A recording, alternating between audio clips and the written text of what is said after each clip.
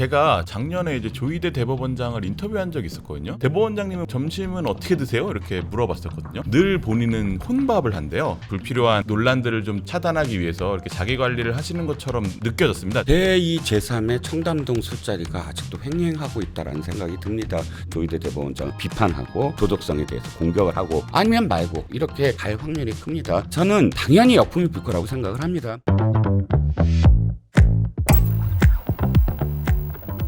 오늘 뭐 이 얘기부터 안 할 수가 없죠. 이제 여권이 지금 조희대 대법원장의 사퇴론 이제 계속 일관되게 계속 줄기차게 주장하면서 강도를 점점 높이고 있어요. 그제는 이제 대통령실 강유정 대변인이 이제 조희대 대법원장 사퇴론에 뭐 이제 원칙적으로 공감한다 이런 오전 브리핑을 했다가 이제 논란이 커지니까 이제 1시간 만에 뭐 오보다 오독이다 이렇게 반박하면서 뭐 이제 속기록까지 고쳤다가 다시 원복하고 뭐 이제 이런 소동이 있었습니다. 아무래도 이제 대통령실이 대법원장의 사퇴에 대해서 원칙적으로 공감한다. 이거는 정말 큰 뉴스이기 때문에 본인이 이제 파급이 커지니까 뭐 이제 수습하려고 한 게 아닌가 싶은데요. 근데 어제는 또 이재명 대통령이 직접 국무회의에서 권한이나 권력을 가지면 그게 자기 건 줄 알고 착각하는 경우가 있다. 뭐 권력의 원천은 국민이다. 뭐 선출직 권력이 제일 뭐 국민이 좋다, 뭐 제일 높다 이런 취지의 발언을 해서 사실상 이걸 두고 사법부를 겨냥한 거 아니냐 뭐 이제 뭐 이런 해석도 많이 나오고요. 그러니까 또 우상호 정무수석은 기자들한테 조희대 대법원장 거치는 논의한 바가 없고 논의할 계획도 없다 이러면서 또 수습하는 발언을 하고 이렇게 왔다 갔다 하는 것 같죠. 박 의원 이런 대통령실의 의중은 뭘까요? 일단 대통령실은 원칙적으로 정치권의 그런 목소리나 그런 공방과는 거리를 두는 게 맞습니다. 대통령실이 직접 나서서 삼권 분립의 한 주체인 사법부를 향해서 그 사법부의 수장인 대법원장이 진퇴를 거론하는 것은 우리 헌정사에서 없었던 일이고요. 그게 가져올 정치적 파장이 굉장히 크기 때문에 우상호 정무수석도 이제 그런 걸 논의한 바도 없고 논의할 계획도 없다 이렇게 선을 그은 것 같아요. 그러니까 지금 민주당 내에서 일부 의원들이 여전히 강경한 목소리를 내고 있지만 아직 이걸 이제 당론이다 이렇게 보기는 좀 어려울 것 같고요. 물론 이제 뭐 정청래 대표라든지 추미애 위원장이라든지 이런 대표적인 정치인들이 목소리를 높이기 때문에 이게 당 전체 의견으로 비춰지는 측면이 있는데 내부 얘기를 들어보면 자칫 이게 가져올 어떤 과유불급, 역풍 여기에 대해서도 상당히 염려하는 목소리가 있다고 하고요. 마찬가지로 내란 전담재판부에 대해서도 위헌 논란이 끊이지 않기 때문에 그렇죠. 아마 이 법안이 좀 수정될 가능성이 있을 것 같아요. 특히 그 헌법 그 104조 3항, 그러니까 대법원장이나 대법관이 아닌 그 법관의 임명은 대법관회의를 통해서 대법원장이 한다. 이거와 충돌될 소지가 크잖아요. 그래서 국회가 추천하는 그 절차를 없앨 가능성이 있다. 뭐 이런 얘기까지 나와요. 네, 그런 검토를 하고 있다고 하더라고요. 전체적으로 좀 톤다운이 되는 분위기고요. 그러나 이제 동시에 사법부에서도 이 상황을 우리를 왜 흔드냐 이렇게만 볼 문제는 아니고 조희대 대법원장의 사실은 정치적 중립성 논란이 없는 게 아닙니다. 분명히 있고 그리고 내란 재판 속도도 글쎄요 그 뭐 감당할 수 없는 그 이 재판에 어쨌든 부담 때문에 그렇다는 얘기도 나오긴 하지만 이게 자칫 연말까지 못 끝내면 다시 풀려나는 수가 있거든요. 네, 구속기한 만료됐어요. 근데 지규현 판사가 지난번에도 도저히 납득할 수 없는 이유로 구속 취소 결정을 내려가지고 국민적 공분을 낳았잖아요. 그런 거에 대한 우려를 불식시킬 책임이 있어요. 이게 통상의 사건이 아니고 우리 헌정 질서를 송두리째 파괴하려고 한 삼권 분립을 파괴하려고 했던 내란이기 때문에 그렇습니다. 근데 그에 대해서 국민적 우려를 불식시키지 못하면서 삼권 분립만 주장하는 건 법원은 그럼 무슨 신성불가침이냐 이런 비판을 받을 수밖에 없어요. 저는 이쯤 되면 조희대 대법원장이 국민들이 이 내란 재판에 대한 여러 가지 우려 이런 걸 안고 있는 걸 충분히 법원도 인식하고 있고 재판의 신속성 공정성에 아무런 문제가 없게 하겠다는 정도의 입장 표명을 하는 게 이 사건을 진정시키는 방안, 이 사태를 진정시키는 방안이 아닐까 싶습니다. 네. 사실 이제 뭐 대통령실도 이렇게 뭐 다양한 이제 목소리를 한꺼번에 내고 있는데 반면 민주당도 마찬가지예요. 민주당도 이제 정청래 대표가 직접 뭐 조희대 대법원장 사퇴해라 이제 연일 압박하고 있는 반면에 이제 원내 지도부 원내 이제 여야 협상을 담당하는 원내 지도부에서는 또 이게 당론이 아니다. 뭐 이제 뭐 이런 식의 뭐 이제 뭐 역할 분담으로 볼 수 있는 이런 현상들이 이어지고 있는데 민주당 안에서도 지금 뭐 이제 그래서 내란 전담 재판부를 할 거냐 말 거냐 뭐 이런 얘기를 두고도 또 의원들마다 말이 되게 많이 달라요. 이 결과적으로 좀 이제 어떤 배경이고 어떤 방향으로 갈 것 같습니까? 저는 이게 의도가 있다라고 생각을 하거든요. 의도가 있다라고 결정적으로 생각을 하게 된 계기가 대통령실의 입장이에요. 그러니까 강유정 대변인이 이 뭐 공감한다라는 표현을 빨리 수습을 한 당시까지만 해도 강 대변인의 어떤 그런 그 뭐랄까요 어떤 역할을 한 3개월밖에 안 됐기 때문에 실수를 했구나. 그리고 우상호 정무수석이 개입을 해서 상당히 뭐 상황을 잘 관리했구나라고 생각을 했는데 대통령이 또 다시 그 불을 지폈거든요. 네. 그러니까 그 전에 우상호 정무수석이 상황을 관리한 데서 끝났어야 됐다. 왜냐하면 우상호 정무수석은 분명히 대통령실이 그런 어떤 입장 표명을 하지 않았다. 앞으로도 하지 않을 거다라는 의미로 우린 받아들였는데 대통령이 직접 나서서 뭐 또다시 어떤 뭐 권력 운운하면서 사법부를 겨냥한 듯한 그런 오해를 충분히 나올 수 있는 그런 발언을 했다 그러면 이건 의도가 있다. 그러니까 대통령의 의도만이 아니라 그 전에 법사위원장이 한마디 하고 그 다음날 바로 여당 대표가 최고위에서 한마디 하고 바로 또 강유정 대변인의 대통령실의 어떤 발언이 연달아서 이어진 것이 어떤 목적? 제가 생각할 때 두 가지 목적이라고 생각을 하거든요. 네. 하나는 뭐냐면 지금 민주당이 이제껏 어떤 뭐 정권을 가져오고 또 지금 국민의힘을 공격을 하고 했던 가장 큰 의제가 검찰개혁이었어요. 네. 그런데 그 검찰개혁이 수년 만에 이제 거의 뭐 그러니까 뭐 종착역으로 가고 있지 않습니까? 물론 디테일하게 여러 네네, 가지가 그렇죠. 있긴 하지만 네. 수사기소 분리만 합의를 하더라도 그건 엄청나게 오랜 시간이 걸리는 네. 문제 아닙니까? 그러면 국민들이 바라봤을 때 또는 지지층이 바라봤을 때 검찰개혁은 어느 정도 됐구나. 검찰개혁으로 막 뭐 다시 이제 사람들의 가슴에 불을 지를 수 있는 아니구나라고 네. 생각을 했을 테고 그렇다면 어떻게 나머지를 할까? 사법개혁이다. 이제 사법개혁이라는 의제를 불을 지펴서 이 사법개혁이라는 그 목표를 향해서 지지층을 뭐 이렇게 그 규합을 하고 그 다음에 전체적으로 국민의힘을 또 다시 공격할 수 있는 대응할 수 있는 그런 의제라고 판단을 하고 그것을 위로 올린 게 아니냐 수면 위로 그래서 이게 뭐 어떤 목적 그러니까 실질적으로 내란 특별재판부니 전담 재판부를 네. 그 뭐 이렇게 이루거나 혹은 조희대 대법원장을 끌어내리거나의 목적을 달성하지 않더라도 충분히 사법개혁이라는 이런 어떤 불에 지금 기름을 부을 수 있다라고 판단을 했던 것 같고 두 번째는 뭐냐면 이겁니다.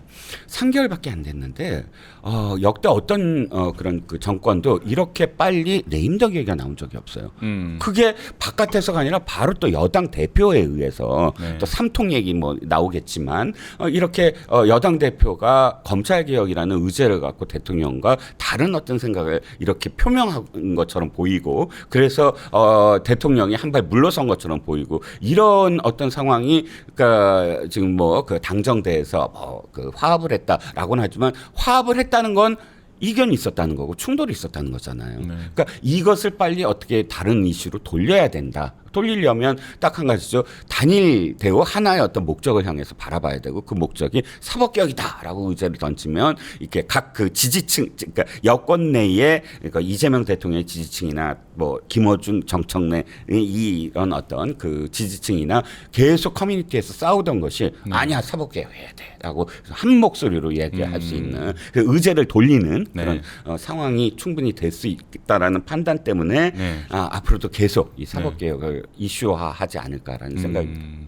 네, 사법개혁안 같은 경우는 이제 대법관이 현재 이제 대법원장 포함해서 14명인데 이걸 이제 12명을 대법관을 더 늘려서 총 26명으로 이제 대법관을 늘리겠다. 이게 민주당의 사법개혁안의 핵심이에요. 근데 이제 이거를 두고 사법부에서는 이제 엄청나게 반발을 하고 있고 뭐 이제 그런 상황인데 이제 일각에서는 말씀하신 대로 이런 뭐 사법부가 이렇게 엄청나게 반발을 하니 이 조희대 대법원장 사퇴를 기화로 사법부에 좀 기를 죽이고 이제 이 법안을 추진하려고 하는 거 아니냐. 뭐 이제 뭐 이런 식의 시각이 있는 건 사실입니다.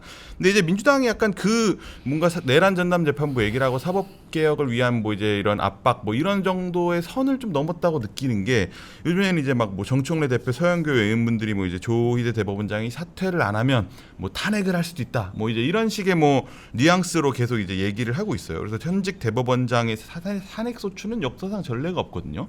지금 민주당의 이런 흐름 속에서는 그런 탄핵 소추로 가는 흐름까지 실제적으로 이루어질 수 있는 가능성이 있다고 보십니까? 어떻게 보십니까? 조희대 대법원장 탄핵 얘기가 처음 나온 건 아니고요. 네. 그 지난 이재명 그 대통령에 대한 선거법 위반 34일 만에 굉장히 이례적으로 파기환송을 했을 때 네. 그때 이제 정치적 중립 위반, 선거 개입 아니냐 탄핵 얘기가 나왔는데 이제 실행은 안 했어요. 그러니까 지금도 제가 보기에는 뭐 실행까지 갈까 싶은데요. 그러니까 정치적 압박을 행사해서 물러나라. 네. 하고 그걸 관철시키려는 어떤 행동을 하는 것보다 차라리 정말 문제가 있다면 탄핵 소추를 하는 게 제도적으로는 더 맞는 방법이라고 생각합니다. 이제 그러나 이제 역풍이 굉장히 거세겠죠. 왜냐하면 현직 대법원장 탄핵 사례가 없진 않았습니다. 20하국 때인가 한 번 있었는데 예. 그때 기각됐어요. 아. 그리고 이번이 이제 두 번째인데. 만약 추진된다면, 네. 근데 이제 이게 만약에 헌재에서 기각되면 그 정치적 파장을 감당하기가 어렵고 정말로 이제 상권 분립을 흔들었다 이런 평가를 받게 되기 때문에 거기까지 쉽사리 나갈 것 같지는 않고요.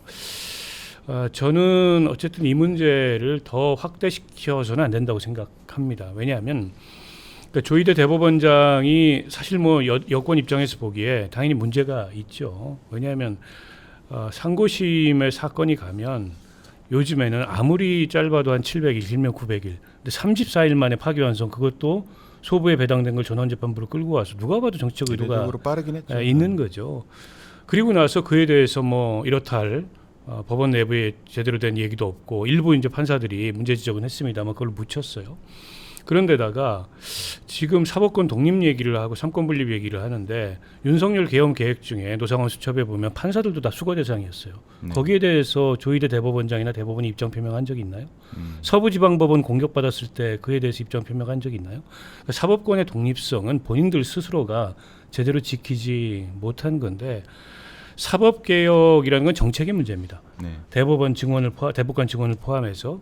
근데 그 정책은 법원 내에서도 요구하는 바에 상고심 적체가 워낙 심하기 때문에 다만 증언의 규모, 속도 여기에 대해서 이견이 네. 있는 건데 그걸 이유로 무슨 사법 독립성을 흔든다 그러면 사법 정책은 다 대법원이 알아서 해야 됩니까? 우리 헌법이나 법률도 그렇지 않아요. 법원 조직법에 의해서 국회가 만든 어쨌든 법원이 구성되도록 돼 있고 다만 사법권의 본질적 속성에 대해서는 그건 사법부에 해당한다라는 게 우리 헌법의 취지입니다. 네. 때문에 특정 사건을 누가 재판할 건가 그리고 그 판사를 누가 임명하는가 여기에 정치권이 과도하게 개입하는 내란전담 재판부는 위헌 소지가 있다는 거지 네. 법원의 모든 정책이나 법원의 모든 인사는 법원 마음대로 한다는 건 헌법 법률에도 근거가 없어요. 헛소리입니다. 그 얘기는. 때문에 저는 사법부도 왜 이런 국민적 불신이나 또 정치권의 불신에 직면했는지를 스스로 자성해야 될 필요가 있고 신성불가침의 존재가 아니에요. 그렇기 때문에 이걸 가지고 마치 이 입법부와 사법부가 정면 충돌하는 듯 한 모습을 비추는 거는 이제 서로 간에 이게 얻을 게 없는 게임이고 민주당도 자제해야 되고 저는 사법부도 성찰해야 될 필요가 있다고 생각합니다. 법원 내부에서 뭐 일부 판사들이 부글부글 한다 이런 보도들이 나오는데 돌아보십시오. 과연 법원이 그렇게 삼권 분립에 자신 있는 행동을 했는지 윤석열이 일으킨 내라는 삼권 분립을 없애려고 한 거예요. 입법부를 마치 무슨 범죄 집단으로 만들어서 체포하려고 했고 네. 판사들 체포하려고 했고 그런데 당시에 삼권 뭐 했습니까? 당시에 법원 뭐 했습니까? 당시에 국민의힘 의원들 뭐 했습니까? 4월 4일 헌재에서 탄핵이 이루어지기 전까지 당시에 행정부 국무위원들 뭐 했습니까? 그 내란에 동조하거나 방조하거나 방관했어요. 그런 사람들이 이제 와가지고 삼권 분립 얘기하는 거 어불성설이고 국민의힘은 성찰해야 되는 게 자신들도 김명수 대법원장 물러나라고 1인 시위했어요. 네. 대법원 앞에 몰려가가지고 릴레이로. 근데 여당에서 그 지금 대법원장 물러나라 그러는 게 마치 헌정사 초유의 일인 것처럼 그렇게 호들갑 떨 문제가 아닙니다. 자기들 돌아봐야 됩니다.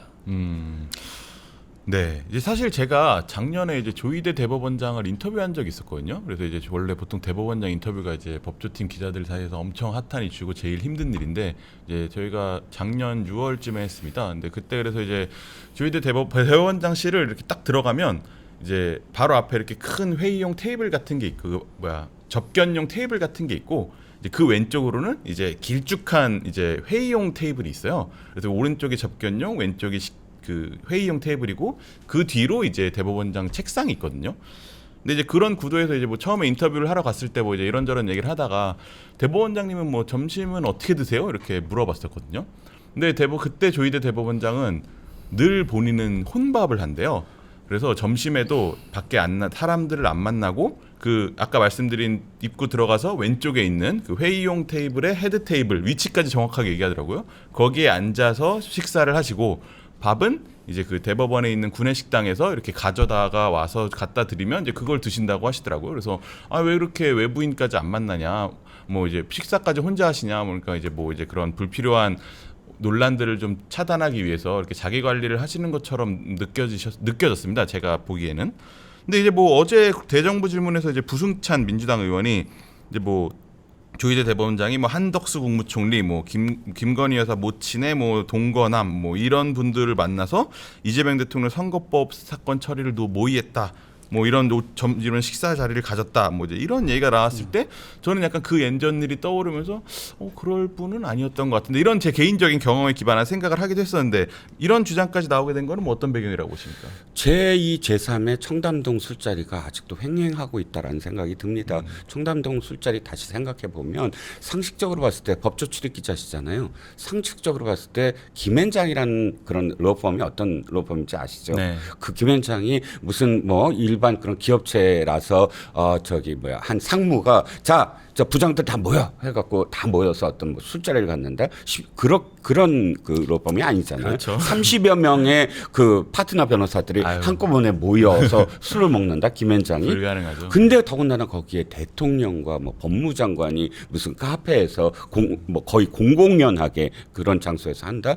그 납득이 안 갔는데 얼마나 많은 민주당 의원들이 그거를 주장을 하면서 끝까지 사실이다라고 했습니까? 근데 지금 이것도 그냥 상식적으로 생각을 할 때 계엄이 더군다나 발효가 되고 파면이 일어났습니다. 이게 대법원장이 가져야 될 아까 말씀하신 수신, 내가 어떤 태도를 어떻게 해야 되느냐. 평소에도 그렇게 수신에 대해서 생각했던 그런 수장이 파면이 됐는데 대통령이 파면이 됐는데 그건 정말 사법부로서는 굉장히 큰 어떤 그 다음 상황들을 통제하고 관리해야 되잖아요. 대법원의 사법부의 수장이라면. 근데 어떤 사사로운 정도가 아니라 이 판결의 어떤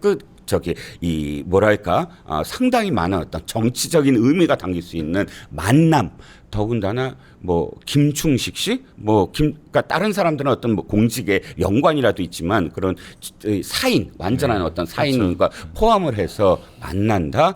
상상이 할 수도 없는 어떤 상황인데 지금 아마 부승찬 의원이 딱 옛날에 김의겸 의원이랑 똑같을 겁니다. 근거를 대라? 아니, 내가 지금 대정부 질문에서 얘기한 거다. 그 수사를 할 책임이 있는 거고 나는 제보를 받아서 했다. 이렇게 얘기할 겁니다.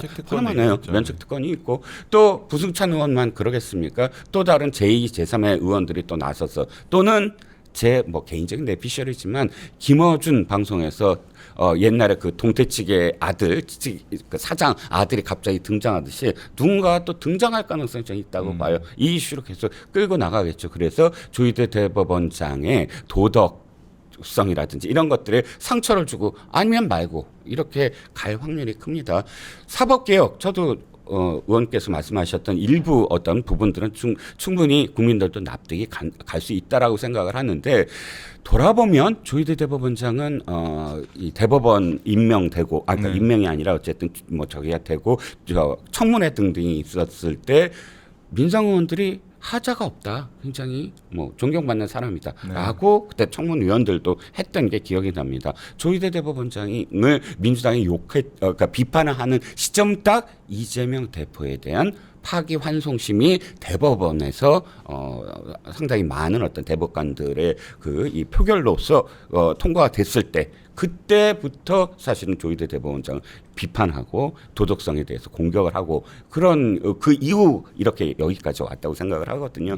저는 당연히 역풍이 불 거라고 생각을 합니다.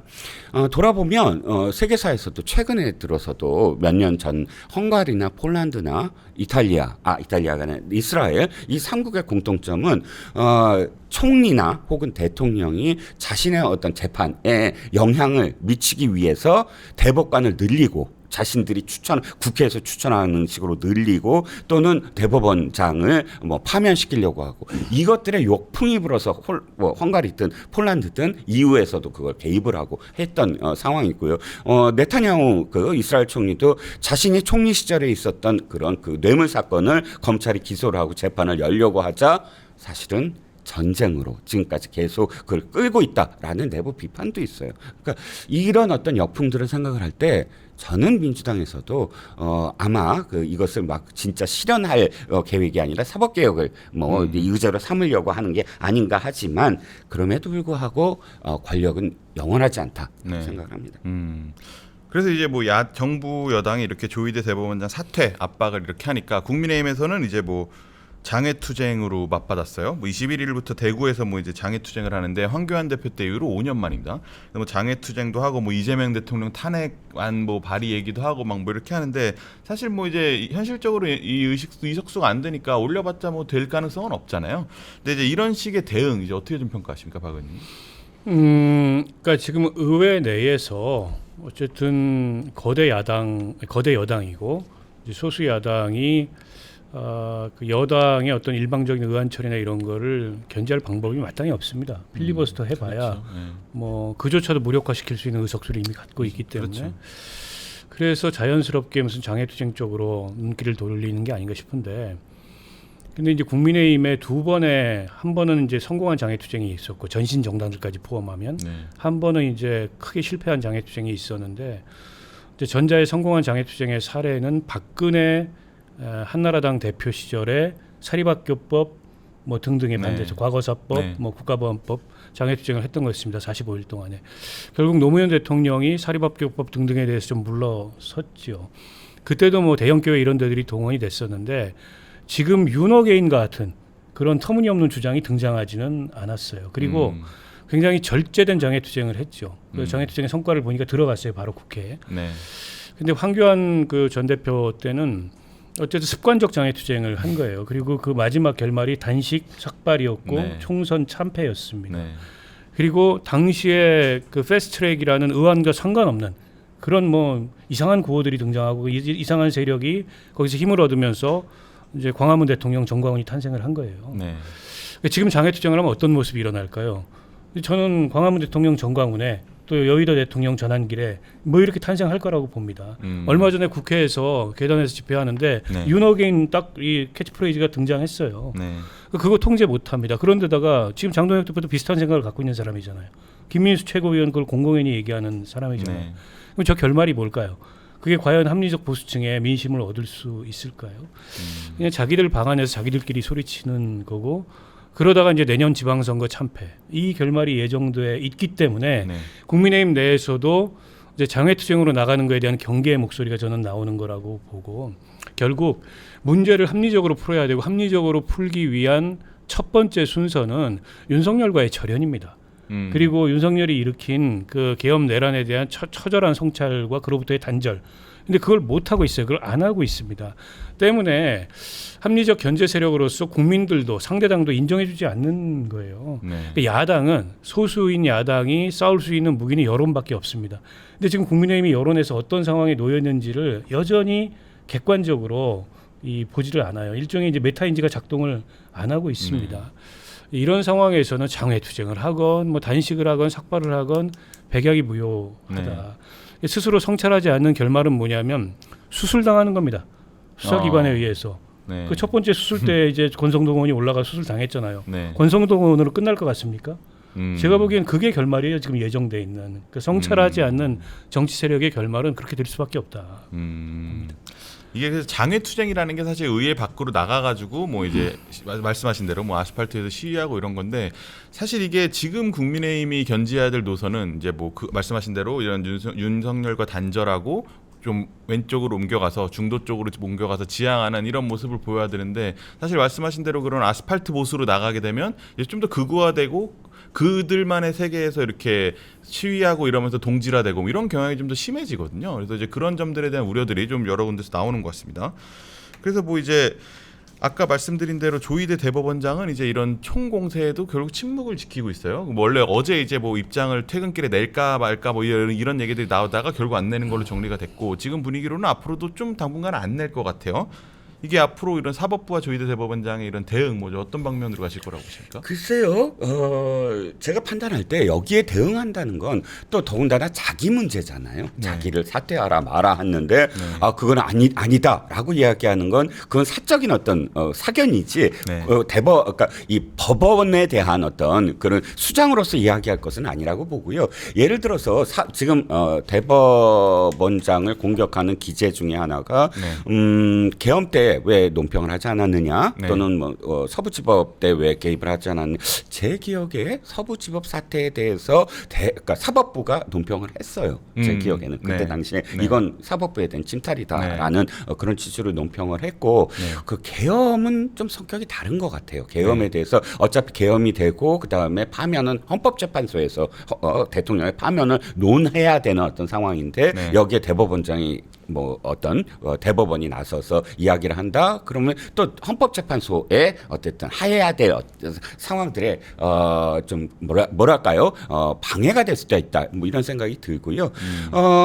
지금의 입장에서 예를 들어서 특별재판부라든지 그러니까 사법권을 입법부나 혹은 다른 어떤 권력이 흔들려고 하는 상황에 대해서는 그 점은 저는 뭐 대법원장이 나설 수 있으나 개인적인 어떤 정치적인 공세를 일일이 대법원장이 이야기한다. 판사는 판결문으로 이야기할 수밖에 없지 않겠습니까? 뭐 그래서 지금의 어떤 대응이 뭐 적극적으로 어떤 대응을 할 사안은 아니다라고 생각을 합니다.